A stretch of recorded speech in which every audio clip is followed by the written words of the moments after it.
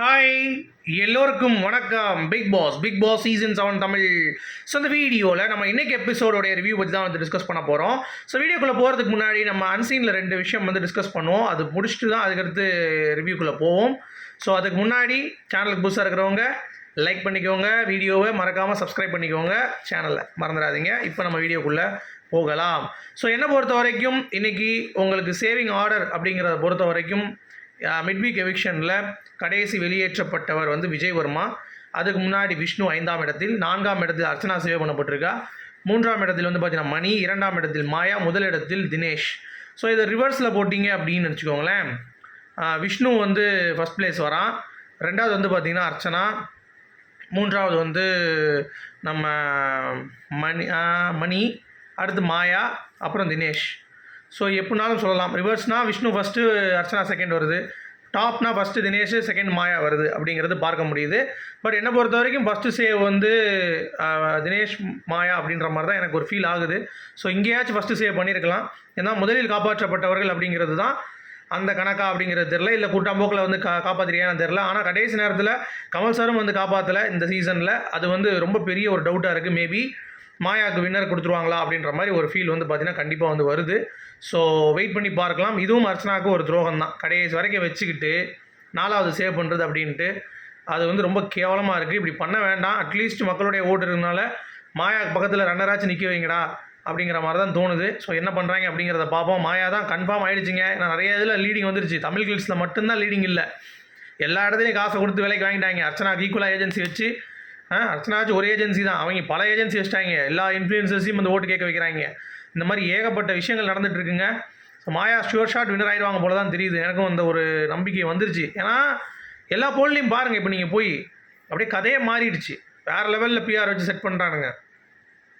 So முடிஞ்சு போச்சு. என்னை பொறுத்த வரைக்கும் 2 பேரும் பிஆர் வச்சுருக்கனால 2 பேருமே டிசர்வ் இல்லை, மணி கொடுத்துட்டு போயிருங்க அப்படின்ற மாதிரி தான் எனக்கு ஒரு ஃபீல் ஆகுது. ஏன்னா இது வந்து ரொம்ப கேவலமாக இருக்குங்க. அவன் வந்து வெளியே வச்சுட்டு வந்துடுவாங்களாம், வெளியே வந்து வச்சு விளையாடுவாங்களாம். விளாண்டுட்டு நீங்கள் வந்து 2 பேருக்குள்ளே யார் பெஸ்ட்டுன்னு சொல்லி காட்டுறதுல வந்து ஒரு இதுவும் கிடையாது. அதாவது சில பேர் வந்து உருட்டுவான், பிஆருங்கிறது மக்களை இன்ஃப்ளூயன்ஸ் தான் பண்ண முடியும் அப்படின்னு. அதுதான்டா லூசு பையில பிஆர். அது பண்ணிட்டாலே முடிஞ்சு போச்சே. யூ கேன் இன்ஃப்ளூயன்ஸ், ஓட்டு போட வைக்க முடியாதான்.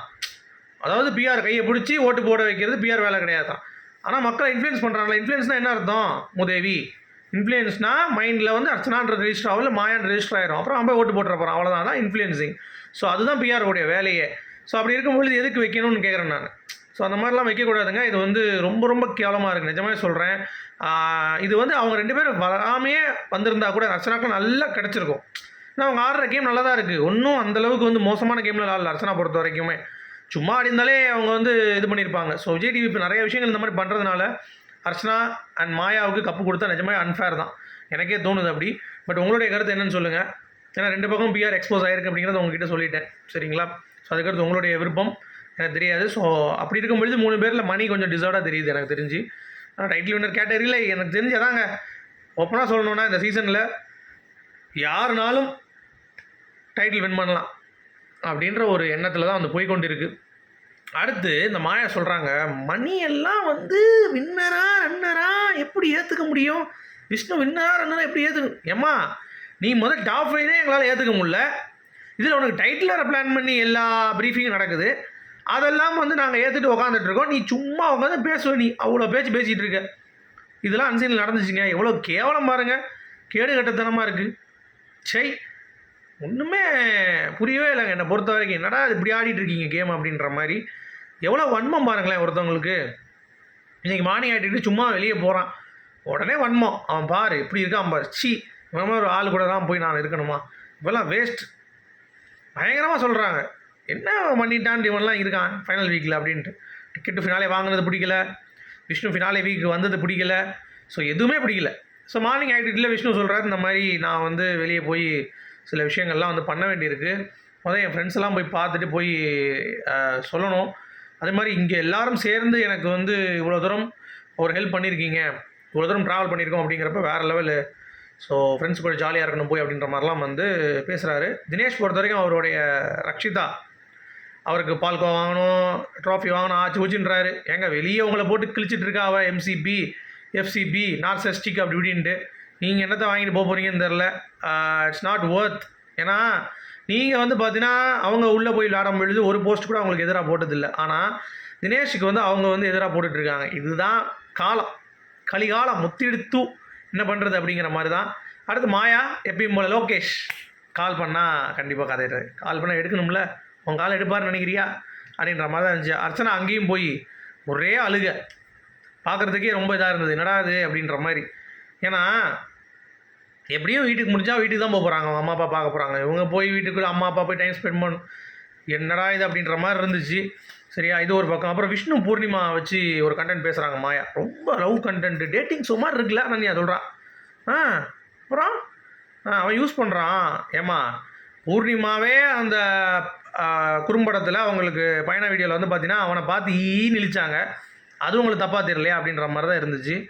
அப்புறம் யார் entry, cool entry. So inside வந்து விஷ்ணுவும் இவனும் புலம்பிட்டு இருக்காங்க, மணி மாயா ஓவராக பண்ணிட்டு, சரி உர்ரா பார்த்துக்கலாம், இல்லைடா ட்ரிகர் பண்ணுற மாதிரி பேசுகிறாங்கடா அப்படின்னோடனே பாத்திரங்கள்கிட்டே சொல்கிறாரு, ட்ரிகர் பண்ணுறாங்க ஆட் பண்ணுறாங்க, பட் நான் கண்டுக்க மாட்டேன் அப்படின்ற மாதிரி. நான் இனிமேல் இந்த வீட்டிலேருந்து வெளியே போக சண்டை போட மாட்டேன்றார். சரி, அப்புறம் cool Suresh Vikram entry. So 2 பேரும் ஜாலியாக இருக்காங்க. வந்தோடனே இவன் வந்து காலில் விழுந்துட்டான், அம்மா தாயே அப்படின்ற மாதிரி காலில் விழுந்து மன்னிப்பு கேட்டான். கூல் சுரேஷ் வந்து பார்த்தீங்கன்னா வேறு லெவலில் ஒரு என்ஜாய்மெண்ட் நடக்குது. பொண்ணுங்கிட்ட கேவலமாக பண்ணிகிட்டு இருக்காரு. இந்த பொண்ணுங்களுக்கு அறிவு இல்லாமல் வந்து பார்த்தீங்கன்னா கூட அவனை தொட விட்டுட்டு கேவலமாக இருந்தது நிஜமாவே. அப்புறம் கூல் சொல்கிறா, இது வந்து ஏ டீம் பி டீமாக தான் இருக்குது, இன்னும் வந்து சேரலை அப்படின்றாரு. நோ அப்படின்றாங்க. விஷ்ணு வந்து டிக்கெட்டு நல்லா எடுத்து காட்டுறாரு. ஸோ இந்த மாதிரிலாம் வந்து போகுது.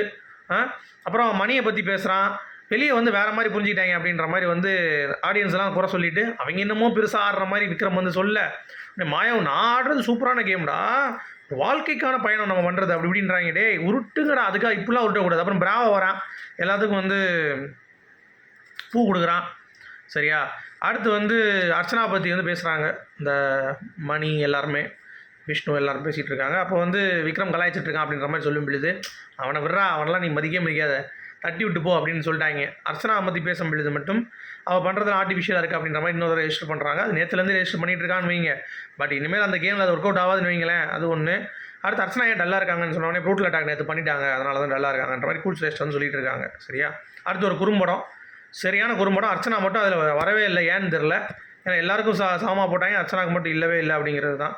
அப்புறம் தினேஷுக்கும் விஷ்ணுக்கும் அர்ச்சனாவுக்கும் ஒரு சண்டை வருது, தினேஷுக்கும் அர்ச்சனாவுக்கும்.